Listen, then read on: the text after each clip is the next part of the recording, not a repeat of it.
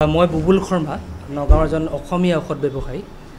মই প্ৰায় 10ৰ পৰা 12টা বছৰ মই নামদাৰ সৈতে কাম কৰিছোঁ। আপোনালোকে জানে যে 1986 চনত যিটো সংগঠনৰ জন্ম হৈছিলে তাৰ প্ৰথমজন সভাপতি আছিল এজন অসমীয়া মানুহ ভগৱান বৰুৱা। তেওঁ আছিলে নগাঁও কলেজৰ ইকনমিক্স ডিপাৰ্টমেণ্টৰ হেড অফ দি ডিপাৰ্টমেণ্ট আছিলে তেওঁ। আৰু তেতিয়াৰ পৰা এটা পৰম্পৰা আৰম্ভ হৈছিলে যে এজন সভাপতিজন যদি মানে কোনোবা বণিক বা দাস বা ঘোষ হয় তেন্তে সম্পাদকজন তেনেকৈ মূল অসমীয়া বৰুৱা শইকীয়া বৰা কোনোবা এজন হ'ব। আৰু জীৱন বণিক যেতিয়াৰ পৰা সভাপতি হৈছে তেতিয়াৰ পৰা এই পৰম্পৰাটো কটকটীয়াভাৱে পালন কৰা হৈছে। আৰু সেইধৰণে আমাৰ মাজত আছে আপোনাৰ এই মুকুল বৰা, তেওঁ 2টা বছৰৰ কাৰণে সম্পাদক আছিলে আৰু পিছত তেওঁ কোষাধ্যক্ষ হয়। মনোৰঞ্জন বৰাও সভাপতি হয়, মনোৰঞ্জন বৰাও সম্পাদক আছিলে। গতিকে মই ক'ব বিচাৰিছোঁ যে নামদাৰ কথাটোৱে হৈছে কি সকলো শ্ৰেণীৰ মানুহক লৈ পেলাই সকলোৱে কল্যাণ হোৱাকৈ আমি কেতবোৰ কাম কৰা এটা সংগঠন। আমি আজিলৈকে নামদাৰ ফালৰ পৰা অৰ্থনৈতিকভাৱে যিসকল পিছপৰা ছাত্ৰ ছাত্ৰী আছে সেইসকলৰ বাবে আমি কেইবাটাও মানে এককালীন সাহায্যৰ আমি ব্যৱস্থা কৰিছিলোঁ। তেতিয়াও সভাপতি এই জীৱন বণিকে আছিলে। তদুপৰি আমি বানাক্ৰান্ত যিবিলাক অঞ্চল আমি সেইবিলাকলৈ গৈ আমি আমাৰ যিমান পাৰোঁ আমি নামদাৰ ফালৰ পৰা কৰিব চেষ্টা কৰিছিলোঁ। অতি মোৰ দুখ লাগিছে, মই জাতীয় সংগঠনবিলাক অনুৰোধ কৰিব বিচাৰিছোঁ এটা কথা যে মোৰ 12 বছৰ অসমীয়া হিচাপে এই সংগঠনটোত কাম কৰাৰ পিছত মই মন কৰিছোঁ ইয়াত কোনো কমিউনেল ইয়াত কথা নাই, ইয়াত কোনো বঙালী অসমীয়া আচলতে আনিব নালাগে। আমি একমুখে আমি সকলোৱে আমি আগবাঢ়ি এতিয়া আমি চিন্তা কৰিব লাগে যে আমি কি ধৰণে এম্বুলেঞ্চখন দুখীয়া মানুহৰ কাৰণে আমি চলাই নিব পাৰিম, আমি কি ধৰণে সকলোৱে আমি কি ধৰণে আমাৰ ব্যৱসায়খিনিক আমি ডেভেলপ কৰিব পাৰিম। এইখিনি মই ভাবিছোঁ ক'বলগীয়া যে ইয়াত কোনো কমিউনেলৰ কথা ইয়াত নাই, ইয়াত বঙালী অসমীয়া বিদ্বেষৰ কথা নাই আৰু সেইটো আমি কেতিয়াও হ'ব নিদিওঁ। আৰু যেতিয়া আমি দেখিম, কাৰণ গোটেই ভিডিঅ'টো মই ভালকৈ চাইছোঁ, ভিডিঅ'টো চালে আপুনি গম পাব ইয়াত কোনো অপ্ৰীতিকৰ ঘটনা একো হোৱা নাছিলে। আৰু ক'বলগীয়া মোৰ কথাখিনি এইখিনি। আচলতে যোৱা 22/5/2025 তাৰিখে বৰঘাটৰ হোটেল ৰিফ্ৰেক্সত এখন আমাৰ কাৰ্যকৰী সভা অনুষ্ঠিত হৈছিলে। তাত আমাৰ চেণ্ট্ৰেল বডিৰ অল ইণ্ডিয়া বডিৰ 2জন অবজাৰ্ভাৰ আছিলে আৰু ষ্টেট বডিৰ প্ৰায় 8জনমান সদস্য সভাপতিকে আৰম্ভ কৰি উপস্থিত আছিল। আৰু নগাঁও জিলাৰ বিভিন্ন ইউনিটৰ যেনে কামপুৰ, দবগা, ৰহা, জখলাবান্দা, ঢিং, হোজাই, লামডিং, লংকাৰ পৰা বিভিন্ন কাৰ্যকৰী সদস্য আমাৰ ইয়াত উপস্থিত আছিল। তাৰ লগতে আমি 2-4জন নিমন্ত্ৰিত অতিথি আমাৰ মেম্বাৰক মাতিছিলোঁ। তাত বিভিন্ন বিষয়ত আলোচনা হয়। আলোচনাৰ অন্তত সদনৰ পৰা এটা প্ৰস্তাৱ আহে, যিহেতু সম্পাদকৰ বিৰুদ্ধে কিছুমান কথা উঠি আহে, অভিযোগ,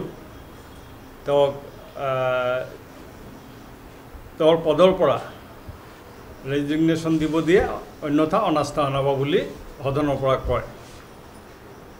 তেতিয়া তেওঁ অলপ পিছতে কাকো নোকোৱাকৈ ওলাই যায়।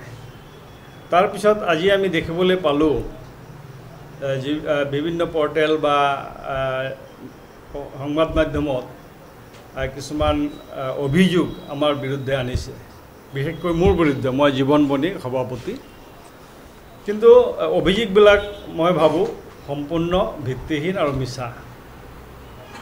তাত আমাৰ এনেকুৱা ধৰণৰ একো হোৱা নাই যে আমি তেওঁক কৈছে আমি তেওঁক উলিয়াই দিছোঁ বা কিবা হ'ল, কাজিয়া হ'ল, 1000 মানুহ আছিলে, এনেকুৱা নহয়। আমাৰ টোটেল সদস্য তাত 60জন উপস্থিত আছিল আৰু সকলোৰে উপস্থিতিত আৰু স্বীকৃতিত এই কাৰ্যটো লোৱা হৈছিল তেওঁৰ বিৰুদ্ধে, যে তেওঁক যিহেতু তেওঁ ৰিজিগনেশ্যন দিয়া নাই গতিকে তেওঁক এই পদৰ পৰা ছাছপেণ্ড কৰা কৰা হৈছিলে।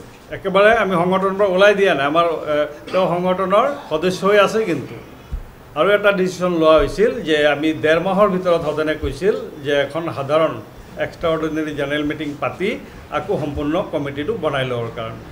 গতিকে তাত মই এতিয়া দেখিবলৈ পাইছোঁ যি এটা পৰিৱেশ নগাঁও বা অসমৰ বিনষ্ট কৰিব লৈছে, খুব দুখজনক, উদ্বেগজনক। আমি কেতিয়াও আমাৰ সংগঠনৰ ট্ৰেড ইউনিয়ন কেতিয়াও আমি বঙালী, অসমীয়া, মাৰোৱাৰী এনেকুৱা কৰি ভাগ কৰা নাই আৰু এইটো কেতিয়াও নকৰোঁ। মই নিজে এজন অসমীয়া, বঙালী হ'লেও অসমীয়া হৈ গৰ্ববোধ কৰোঁ। মিটিংখন যেতিয়া আৰম্ভ হোৱাৰ পিছত মিটিঙত বিভিন্ন বিষয় ওলালে।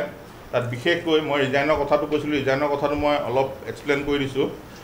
আমাৰ বিভিন্ন অনুষ্ঠানত তেওঁ বিভিন্ন অনুষ্ঠানৰ উপৰিও যেতিয়া আমাৰ এটা এম্বুলেঞ্চ এখন ক্ৰয় কৰা হৈছিলে সকলোৱে জানে প্ৰায় 600-700 মেম্বাৰ আমাৰ সকলোৱে অৰিহণা আছে তাত সকলোৱে অৰিহণা আছে আৰু বাকী কিছু সংখ্যক আমাৰ ডনাৰ আছে আমাৰ শুভাকাংক্ষী আছে তেওঁলোকেও দিছে সব মিলাই মেলি আমি এখন এম্বুলেঞ্চ ক্ৰয় কৰিছিলোঁ এম্বুলেঞ্চখন অপেনিং কৰিব লগা এটা অনুষ্ঠান আছিলে এম্বুলেঞ্চ ক্ৰয় কৰা দিনাখনে আমাৰ এটা সিদ্ধান্ত হৈছিলে এক্সিকিউটিভত যে আমি যিদিনাখন এম্বুলেঞ্চখন ক্ৰয় কৰি আনিম তাৰপিছত এটা ভাল দিন বা চাই সকলোকে লৈ আমি অপেনিং কৰিম আৰু অপেনিং কৰাৰ আগত এখন পূৰ্ণাংগ এক্সিকিউটিভ নহয় জৰুৰী এক্সিকিউটিভ বা এনেকুৱা নহয় পূৰ্ণাংগ এক্সিকিউটিভ কল কৰি তাত এখন নিয়মাৱলী এটা চলাব লগা এটা নিয়মাৱলী লাগিব কেনেকৈ চলাম কাক দিম কেনেকৈ কি ধৰণে সেই নিয়মাৱলী প্ৰস্তুত কৰা আৰু এখন পৰিচালনা সহায় হোৱাকৈ এখন চাব কমিটি গঠন কৰি এম্বুলেঞ্চখন অপেনিং কৰিব লাগিব ঠিক তেনেধৰণে হ'ল বিভিন্ন কাৰণত আৰু আছে কিছুমান ইণ্টাৰনেল ফেক্ট আছে যিবিলাক ধৰক সকলো বস্তুটো ৰাজহুৱা কৰিব নালাগে বুলি মই ভাবোঁ এটা সংগঠনৰ আপোনালোকে সেইটো জানিব বিশেষকৈ আমাৰ জাতীয় সংগঠনসকলে এইটো জানে তেওঁলোকৰ ইণ্টাৰনেল কিছুমান কথা ৰাজহুৱা কৰিব নকৰে যিহেতু মই প্ৰাক্তন সম্পাদক হিচাপে কাম চলাই গৈছোঁ সেইটো মই দায়বদ্ধ সেইকাৰণে গতিকে ঘটনা হ'ল কি যেতিয়া এম্বুলেঞ্চখন অপেনিঙৰ কাৰণে হঠাৎ এখন চিঠি দিলে সম্পাদকে তেতিয়া আমি সকলোৱে তেওঁক এডভাইচ লিখি পেলাই আমাৰ এটা অফিচিয়েল গ্ৰুপ আছে AC মেম্বাৰ্ছ নামদা বুলি তো অফিচিয়েল গ্ৰুপ হয় তাত আমি যিকোনো কথা মানে আমাৰ মনৰ কথাবিলাক লিখিব পাওঁ সেইটো পাব্লিছ ক'তো নহয় বা বেলেগে তাৰ পৰা শ্বেয়াৰ কৰিব নোৱাৰে গতিকে তাত লিখা হ'ল যে এনেকৈ আমি ইয়াৰ আগতে মিটিংখন কিয় দিয়া নাই মিটিংখন দিব লাগে ইমিডিয়েট সভাপতি সম্পাদকক এড্ৰেছ কৰি লিখা হ'ল প্ৰায় 7-8জন জ্যেষ্ঠ সদস্য বা ময়ো প্ৰাক্তন সম্পাদক হিচাপে ময়ো লিখিছিলোঁ যিহেতু দিব লাগে অতি শীঘ্ৰে তাৰপিছত আমাৰ যিকেইজন এডভাইজাৰ আছিলে এডভাইজাৰকেইজনক ক'লে দিব লাগে এইটো সভাপতি সম্পাদকক কিন্তু তেওঁলোকে নিদিয়াৰ ফলত যেতিয়া ওচৰ চাপি আহিলে তেওঁলোকে দেখিলে কথাটো বেয়া হ'ব কাৰণ সংবিধান মতে হোৱা নাই অসাংবিধানিক হৈছে গোটেই বিষয়টো ইয়াৰ আগতে বহুত ধৰণৰ হৈছে বা যি কি নহওক অসাংবিধানিক যেতিয়া হৈছে তেতিয়া দেখিলে যে এটা ৰাজহুৱা স্বাৰ্থ জড়িত বিষয় এম্বুলেঞ্চখন অপেনিং হ'ব লাগে সেইটো ডিমত কাৰণ নাই স্পষ্টভাৱে কৈছোঁ এম্বুলেঞ্চ অপেনিঙত ডিমত কাৰণ নাই গতিকে তেওঁলোকে ষ্টেট কমিটিৰ লগত যোগাযোগ কৰিলে ষ্টেট কমিটিয়ে ক'লে যে ঠিক আছে কথাটো তেওঁলোকে আলোচনা কৰিব বিচাৰিলে কিন্তু নকৰিলে এইটো আমাৰ ভিতৰুৱা কিবাকিবি অলপ কাৰণত ষ্টেটৰ সম্পাদকে বিষয়টো আলোচনা নকৰাকৈ তেওঁ আহিলে অপেনিং কৰিলে তেওঁলোকে অপেনিং কৰিলে খুব ভাল কথা কৰিছে বাকী আমাৰ এক্সিকিউটিভসকলক নিবিচাৰিলে বা আমাৰ এক্সিকিউটিভক নিবিচাৰিলে এক্সিকিউটিভ মেম্বাৰসকলক